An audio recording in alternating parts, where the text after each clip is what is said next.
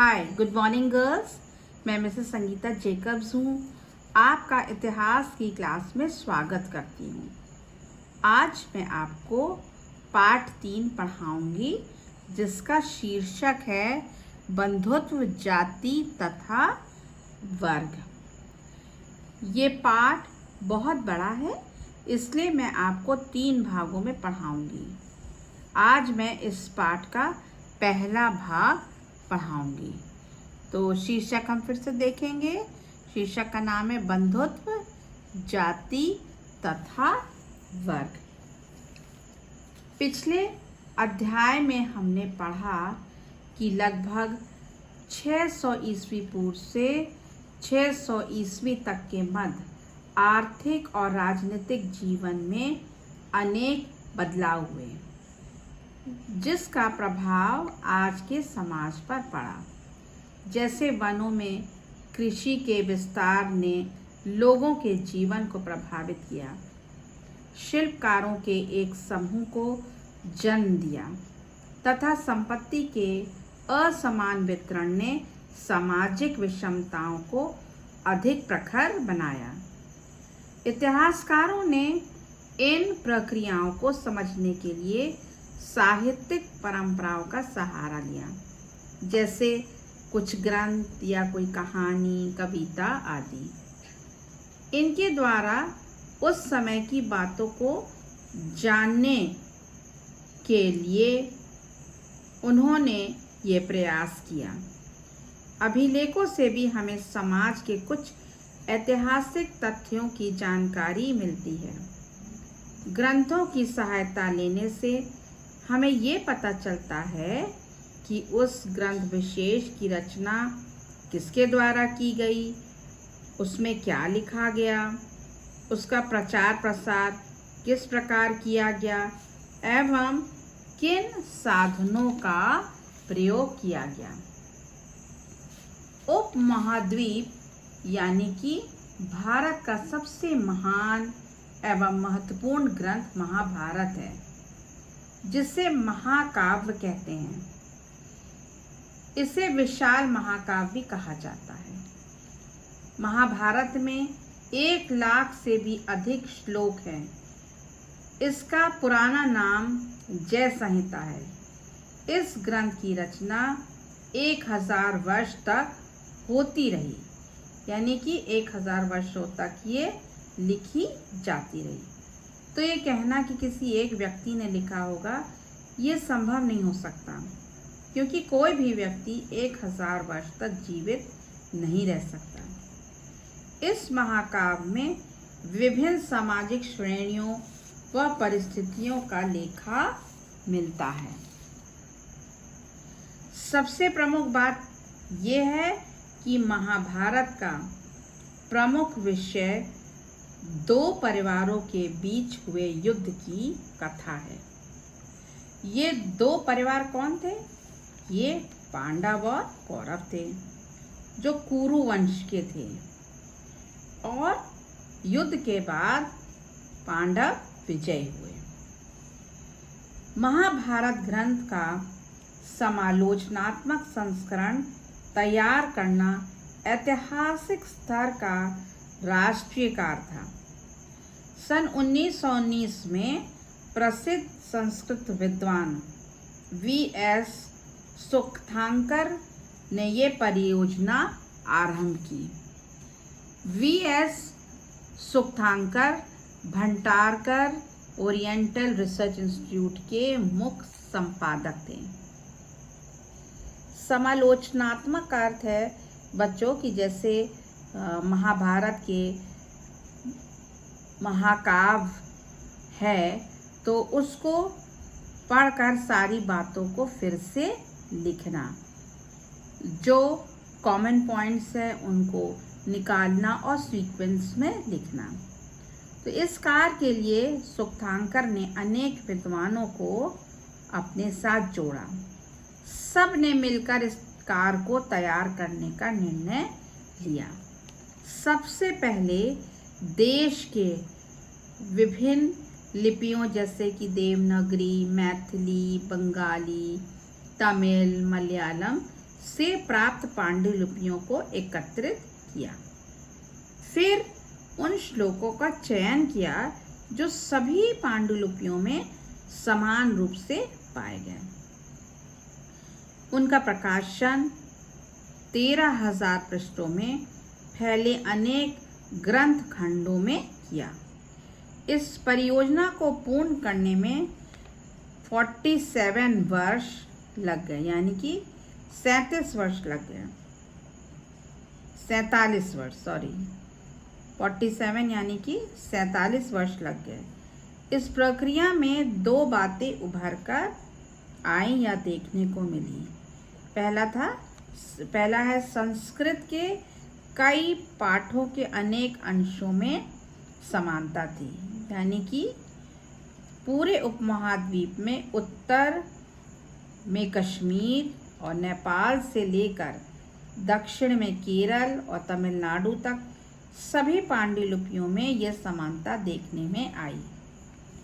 दूसरा, कुछ शताब्दियों के दौरान महाभारत के प्रेषण में अनेक क्षेत्रीय प्रभेद भी उभर कर सामने आए।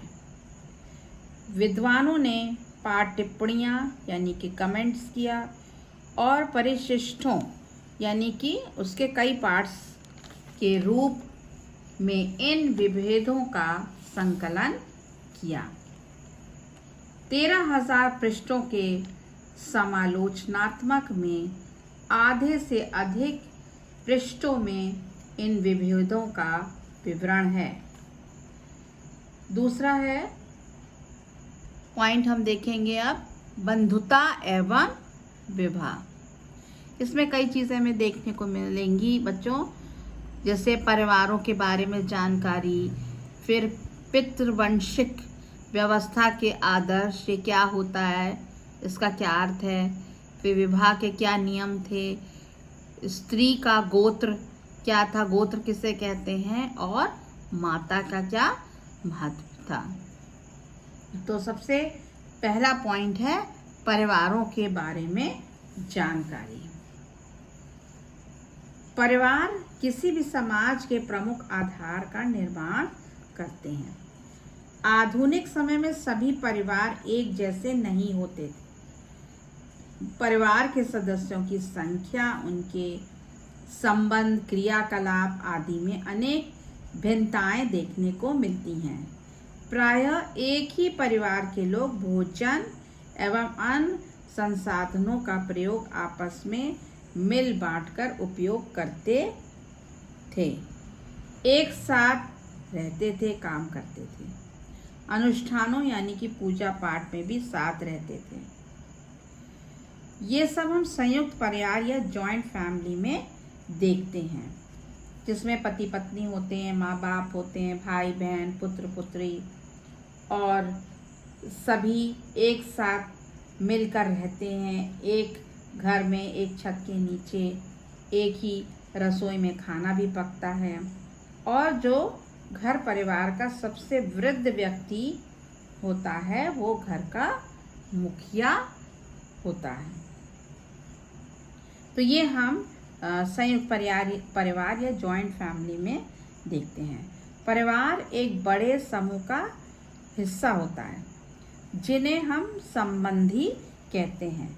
तो जब सब साथ मिलकर रहेंगे तो सब संबंधी हैं, रिश्तेदार हैं, रिलेटिव हैं। तकनीकी भाषा में संबंधियों को जाति समूह कह सकते हैं। पारिवारिक रिश्तों को रक्त से संबंधित माने जाते हैं, जिसे ब्लड रिलेशन भी कह सकते हैं। भिन्न भिन्न समाजों में इन संबंधों की व्याख्या भिन्न भिन्न रूपों में की जाती है। कुछ समाज चचेरे मौसेरे जैसे भाई बहनों में रक्त का संबंध मानते हैं, जैसे कि चाचा ताऊ के बच्चे या मौसी बुआ के बच्चे। किंतु कुछ चचेरे मौसेरे भाई बहनों में रक्त का संबंध स्वीकार नहीं करते। वे सगे भाई बहनों में रक्त का संबंध मानते हैं। प्रारंभिक समाजों में इतिहासकारों को विशिष्ट परिवारों जैसे राजा या धनाढ्य परिवार, धनी परिवार आदि के बारे में जानकारी आसानी से मिल जाती थी, किंतु सामान्य लोगों की मुश्किल से मिलती थी, क्योंकि सामान्य तो आम व्यक्ति ही होता है और विशिष्ट धनी लोग तो जल्दी पहचान में आ जाते हैं। फिर दूसरा पॉइंट हम देखेंगे, पितृवंशिक व्यवस्था के आदर्श। सबसे पहले हम देखेंगे कि पितृवंशिक या पितृवंशिकता का अर्थ क्या है। पितृवंशिकता का अर्थ है वंश से। वो वंश जो पिता, पिता के बाद पुत्र, पुत्र के बाद पौत्र और पौत्र के बाद प्रपौत्र से चलती है। अधिकांश राजवंश पितृवंशिक व्यवस्था का अनुसरण करते थे, जिसके अनुसार राजा की मृत्यु के बाद उसकी समस्त संपत्ति एवं संसाधनों पर उसके ज्येष्ठ यानी कि बड़े पुत्र का अधिकार होता था। इसलिए लोग पुरुष को महत्व देते थे। पुत्र प्राप्ति के लिए प्रार्थना की जाती थी, क्योंकि पुत्र से ही वंश चलता था और आगे चलकर उत्तराधिकारी भी वही बनता था। इस पितृवंशिकता व्यवस्था का प्रयोग 6ठी शताब्दी ईस्वी पूर्व में व्यापक रूप से किया जाने लगा। इसका प्रचलन था सिर्फ शासक परिवारों में, बल्कि संपन्न एवं ब्राह्मण परिवारों में भी अनुसरण किया जाता था। यदि किसी राजा के पुत्र नहीं होता था तो उसका छोटा भाई उत्तराधिकारी हो सकता था। तो इसीलिए कभी कभी भाई भी सिंहासन पर अपना अधिकार जमाते थे। फिर हम देखेंगे कि उस समय विवाह के क्या नियम थे। विवाह एक धार्मिक बंधन था। पुत्र प्राप्ति, यज्ञ, हवन, अनुष्ठान तथा धार्मिक कार्यों को भली भांति संपन्न करने के लिए विवाह आवश्यक माना जाता था। पितृवंश को आगे बढ़ाने के लिए पुत्र महत्वपूर्ण माने जाते थे, किंतु पुत्रियों को भिन्न दृष्टि से देखा जाता था। पैतृक संपत्ति में पुत्री का कोई अधिकार नहीं था। पैतृक यानी कि पिता की संपत्ति में उसका कोई अधिकार नहीं था। पुत्रियों का विवाह अपने गोत्र से बाहर किया जाता था। तो जिस गोत्र की लड़की रहती थी उसका विवाह जो है वो किसी दूसरे गोत्र के लड़के से किया जाता था।